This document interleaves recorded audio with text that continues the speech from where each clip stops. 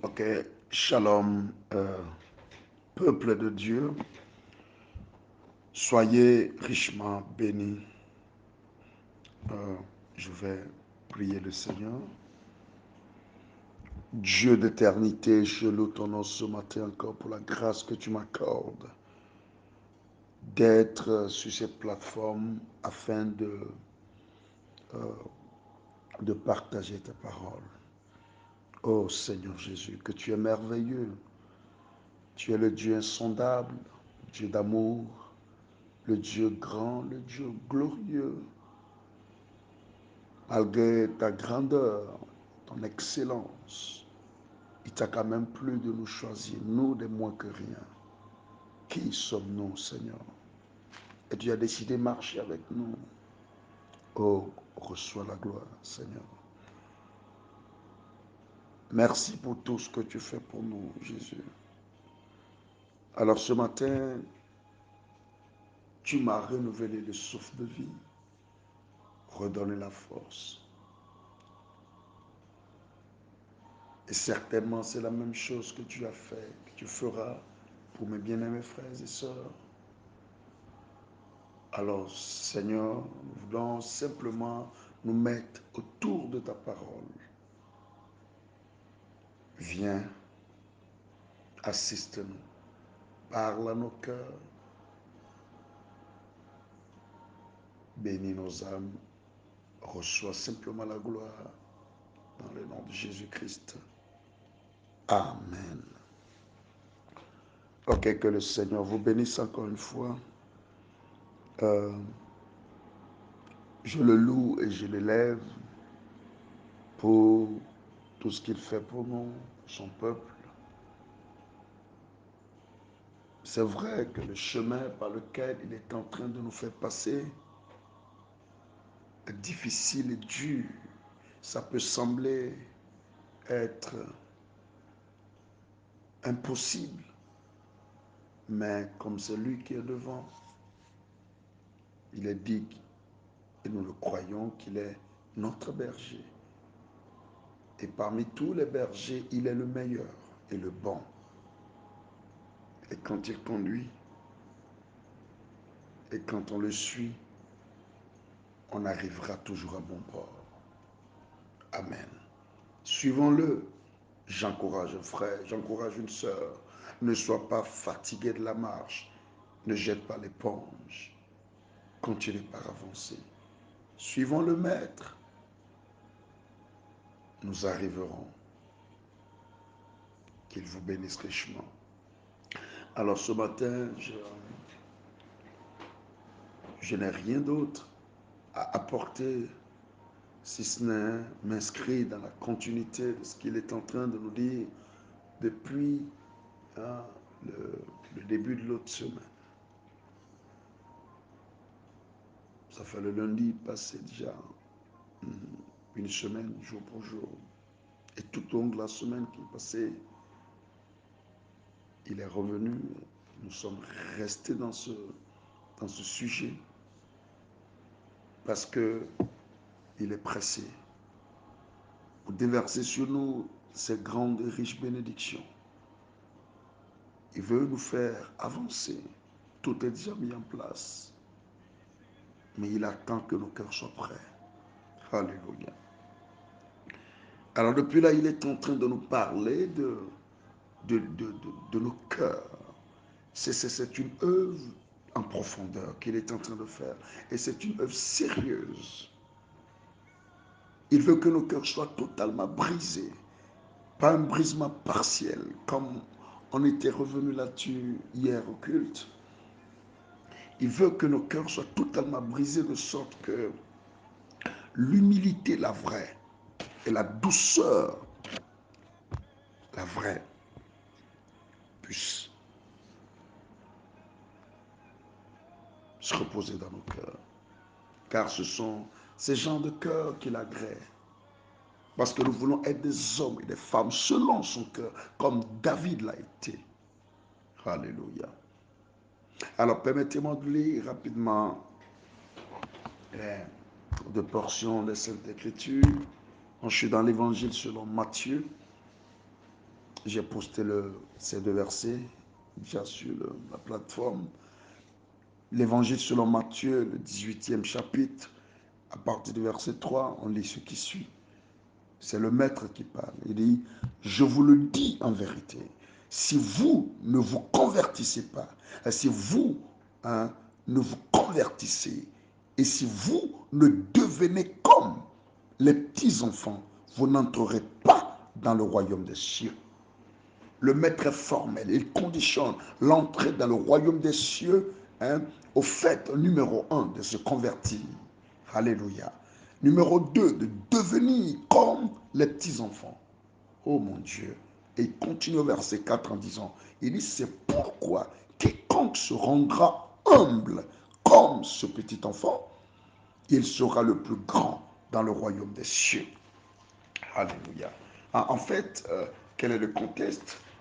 C'est la Bible dit qu'il s'approchait de ses disciples. Enfin, les disciples, ce sont ses disciples qui s'approchaient de lui et qui lui dit, qui donc est le plus grand dans le royaume des cieux? Vous voyez un peu, parce que l'homme est toujours tenté, l'homme, la folie de la grandeur, a toujours tenté l'homme. Vous voyez la comparaison. Les hommes veulent être, X veut être supérieur à Y.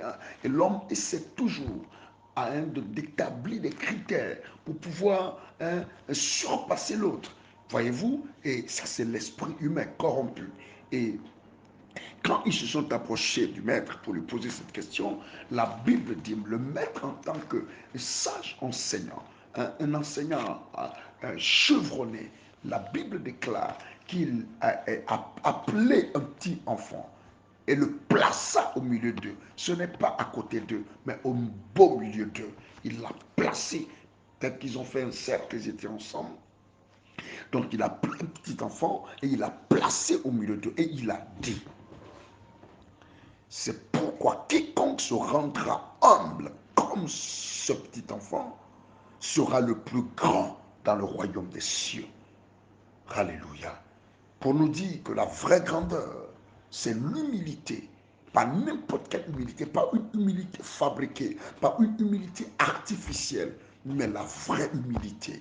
Alléluia. Vous savez, les enfants ne simulent pas leur nature. Les enfants ne simulent pas leur caractère. Les enfants vivent juste et expriment ce qu'ils sont. Et Dieu veut que nous soyons comme ça. Aujourd'hui, il y a beaucoup de chrétiens qui simulent. Beaucoup de chrétiens qui font montre de simagrées. Au lieu d'afficher ce qu'ils sont réellement, ils montrent autre chose. Il peut montrer, il peut afficher une apparence de frère humble, de sœur humble, mais à l'intérieur, c'est une panthère, c'est un tigre. Mais les enfants ne sont pas comme ça. L'enfant exprime tout de suite ce qu'il est, ce qu'il ressent et ce qu'il veut. Et Jésus a dit petit enfant. Voyez-vous, donc imaginez un peu l'âge. Oh mon Dieu, parce que quand il va commencer par grandir, la corrompue nature humaine va commencer par se révéler en lui. Et il aura dès lors besoin de se convertir et d'être brisé de nouveau afin de retrouver cette qualité. Alléluia. Frères et sœurs, je voudrais encore une fois, et je crois de tout mon cœur que nous sommes en train de comprendre que le Seigneur n'est pas en train de nous agacer. Mais c'est en fait la saison. On a besoin de ça. C'est obligatoire. Un passage incontournable. Nous ne pouvons pas échapper à cela. Ceux qui sont en train de feinter le brisement, il vous attend. Vous ne pouvez pas, si c'est avec Dieu vous voulez marcher, si c'est avec Dieu vous voulez faire des exploits, si vous voulez aller loin avec lui, vous n'avez pas d'autre choix que d'accepter être brisé et devenir comme de petits enfants. L'humilité, la douceur, on est obligé d'avoir ces qualités en nous, ancrées en nous. C'est incontournable, frères et sœurs. Et ça ne se négocie pas. Qui que tu sois, nous devons travailler là-dessus. Alléluia. Vous savez, mes frères, la Bible dit, et nous l'avons lu hier, dans le livre de Jacques chapitre 4, Amen. La Bible dit que Dieu résiste aux orgueilleux. En fait, le problème avec l'orgueil, hein, euh, c'est justement hein, celui contre qui vous vous combattez ou celui qui vous combattra quand vous devenez orgueilleux. Frère, si les hommes te combattent, si les hommes te résistent, si les hommes te troublent, tu peux courir vers Dieu, tu peux invoquer Dieu et Dieu va te secourir. Si Satan et ses démons te menacent, te troublent, te résistent, te combattent, tu peux crier à l'Éternel et l'Éternel va te délivrer. Mais si l'Éternel, le Dieu créateur du ciel et de la terre, se met à te résister, à te combattre, qui te délivrera? Je te pose la question. Qui en ce moment-là pourra te délivrer? C'est pourquoi David a dit que je tombe dans la main de l'homme, l'Éternel peut me secourir. Il sait que tomber dans la main de l'Éternel, c'est dangereux. Frères et sœurs, c'est ça le danger avec l'orgueil. C'est Dieu lui-même qui va te combattre. C'est très dangereux. Parce que c'est comme attribuer à soi-même une gloire qui va à Dieu. Et la Bible est claire que Dieu ne partage pas sa gloire avec une image taillée, ni avec un homme mortel, fini et limité. Alléluia. Oh mes frères et sœurs, pendant qu'il est en train de nous parler, il est en train d'insister, n'allons-nous pas ouvrir nos cœurs, désirer et aimer vraiment, posséder ces qualités qui sont très importantes pour notre avancement? Regarde, Dieu est prêt à t'arroser, à te bénir, à t'élever. Mais la façon dont l'orgueil là s'est agrippé à ton cœur, s'est installé en toi, il ne pourra pas le faire. S'il le faisait, il allait te détruire. Et nous devons être humbles comme des petits-enfants. Humbles comme des petits-enfants. Doux comme des petits-enfants. Doux comme l'agneau. Humbles comme des petits-enfants. Mes frères et sœurs. Et la Bible dit, continue dans le même livre de Jacques, le verset 10 du chapitre 4, la Bible dit, humiliez-vous devant le Seigneur et il vous élèvera. Dieu n'élève que ceux qui s'humilient devant lui. Ne va pas devant lui en pensant que tu es quelque chose, en croyant que tu peux quelque chose. Non, frère, qu'est-ce que tu vas montrer à Dieu? Humilie-toi devant lui. L'heure est arrivée. La Bible et le Seigneur lui-même a dit hein, qu'avant de rentrer dans le royaume des cieux, nous devons être humbles. Alors qu'est-ce que tu dis encore? Frère, c'est obligatoire. Devant Dieu, nous devons nous humilier. Nous devons chacun d'entre nous baisser ses épaules. Alléluia. Paul pouvait dire dans Corinthiens chapitre 8, le verset 2, si quelqu'un croit savoir quelque chose, il n'a pas encore connu comme il faut connaître. Amen. Si quelqu'un croit savoir quelque chose, il n'a pas encore connu comme il faut connaître. C'est la vérité. Qu'est-ce que tu crois connaître? Mes frères et sœurs, qui sommes-nous? Nous ne valons rien, frère. L'homme n'est rien du tout. Écoutez, nous ne sommes rien. Ne pense pas que tu es plus que l'autre là. Ne pense pas que tu dépasses l'autre là. Non, c'est faux. Tu n'es rien. Nous ne sommes rien. Descendons, quittons nos trônes, rabaissons-nous. Dieu veut nous élever. Alléluia. Écoutez mes frères, ceux qui ont toujours convoité les places de chef, Frère Branham l'a dit dans les âges de l'Église, Frère Branham a dit, ils ont toujours fini dans la honte. Et l'histoire ne garde aucun souvenir d'eux. Ça, c'est une partie dont je me rappelle. Je n'ai pas pu retrouver la citation dans son entièreté. L'histoire ne garde aucun souvenir d'eux. Ceux qui ont toujours convoité les places de chef, ils ont toujours fini dans la honte. Mais ceux qui ont servi les autres, l'histoire a gardé un bon souvenir d'eux. Et c'est pour ça, cet homme de Galilée, notre Seigneur et notre Sauveur Jésus, qu'on le veuille ou non, il demeurera l'homme le plus populaire du monde. Il a le nom qui est au-dessus de tous nos cas. C'est Dieu lui-même qui l'a souverainement élevé à cause de son humilité. Alléluia. La Bible dit, il s'est rendu semblable aux hommes, à un simple homme. Il est devenu comme un serviteur. Il est venu nous servir, le grand Dieu. Regarde, qui suis-je? Qui es-tu? L'orgueil tue, l'orgueil ruine. Amen. Frère, beaucoup de gens aujourd'hui sont descendus au point Maya. Beaucoup de ministères sont détruits. Beaucoup de dons se sont éteints. Beaucoup de chefs d'entreprise sont aujourd'hui sur les carreaux. Ils sont dans la dèche, dans le dénuement total à cause de l'orgueil.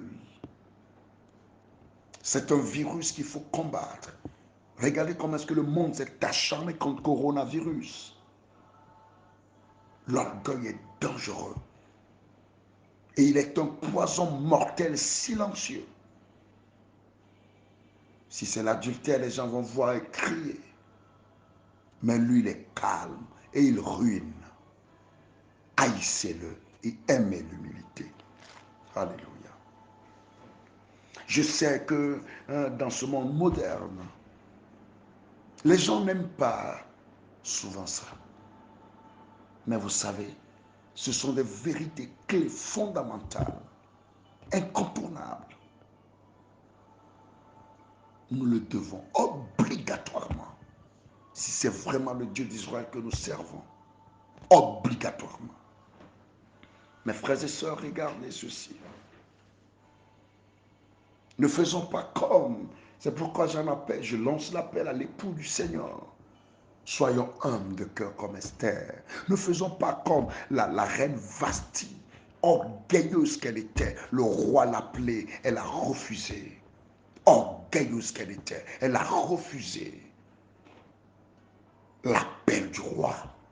Regardez comment est-ce que l'église nominale, l'église, le monde dénominationnel se comporte aujourd'hui. Le roi l'appelle de revenir à la parole, de revenir à la vérité, de revenir aux préceptes fondamentaux. Mais il a refusé. Vasti. Et Vasti a été détrôné, chassé du royaume. Esther a pris sa place. Et cette dame avait un cœur humble et doux. Le roi n'a pas pu résister devant son charme. Ce n'est pas une beauté extérieure, mais c'est une beauté intérieure. La douceur qu'elle avait à l'intérieur de son cœur, l'humilité qu'elle avait, et la simplicité dans sa vie dégageait une certaine énergie captivante. Le roi ne pouvait pas résister. Vous savez, les grands hommes comme ça, ils savent lire les gens. Ils n'ont pas besoin des gens trop arrogants, des gens arrogants. Ils ont besoin, ils connaissent la valeur, la valeur de ces vertus, de ces qualités. Ils savent que si tu veux aller loin, c'est pour ça, si tu es un ami orgueilleux, je te conseillerais de chercher un autre ami. Où iras-tu avec un ami orgueilleux? Et l'orgueil se contamine. Parce qu'il a son style, sa manière de s'exprimer, sa manière d'agir, son attitude et tout ça. Alors si tu suis quelqu'un comme ça, tu finiras, tu gagneras le virus. Le virus t'infiltrera. L'heure est arrivée, Jésus est à la porte. Moi, je veux rentrer dans le royaume des cieux. Mais l'entrée est conditionnée à l'humilité. Qu'est-ce qu'on va faire? Alors si je vois quelqu'un là qui est orgueilleux, frère, je prierai pour lui, mais je m'en éloignerai, car il est atteint par un virus dangereux. Soyons en bas, rabaissons-nous, baissons nos cœurs, et Dieu nous élèvera. Vous savez, l'humilité a tellement de vertus. Frères et sœurs, la Bible est claire. Oh, je n'ai pas de temps. Voyez-vous, il est déjà, oh mon Dieu. La Bible est claire. La Bible est claire. Quand on retourne un peu dans, je crois que je n'ai pas été trop rapide. Quand on retourne un peu dans Proverbe chapitre 22, le verset 4, frère, la Bible est claire. La Bible dit ceci: le fruit de l'humilité et de la crainte de l'Éternel, c'est quoi? La richesse, la gloire et la vie. Qui ne veut pas aujourd'hui la richesse? Que personne ne nous trompe. Nous aimons toutes de bonnes choses. Quand c'est bien, c'est bien. Si c'est bon, nous aimons ça. Personne n'aime la souffrance. Alléluia. La Bible déclare que le fruit de l'humilité, c'est la richesse, la gloire et la vie. Oh, c'est toi, tu cherches la richesse. Tu vois, la bonne manière, c'est de devenir humble. Tu cherches la gloire. La bonne manière, c'est de devenir humble. Même la vie, c'est l'humilité. Que Dieu bénisse quelqu'un qui nous aide, qui nous éclaire et qu'il enfonce ceci dans nos cœurs et qu'il permette véritablement à ce que nous devenions nés humbles comme des petits-enfants, incapables de garder ce que X, Y nous ont fait, laissant passer, laissant échapper la pression, libérant nos cœurs, vivant dans la simplicité. Oh mon Dieu, que c'est merveilleux. Merci Seigneur Jésus pour la grâce que tu nous as accordée. Je viens de partager par ta grâce au Seigneur quelques mots que tu as mis sur mon cœur, Seigneur. Je prie et je demande à ce que, Seigneur, tu puisses bénir les cœurs et tu aides chacun d'entre nous à pouvoir, Seigneur Dieu, être humble comme tu le veux, comme les petits-enfants, humbles et doux. Seigneur, nous t'aimons et nous voulons être comme toi. Nous voulons avoir ton cœur.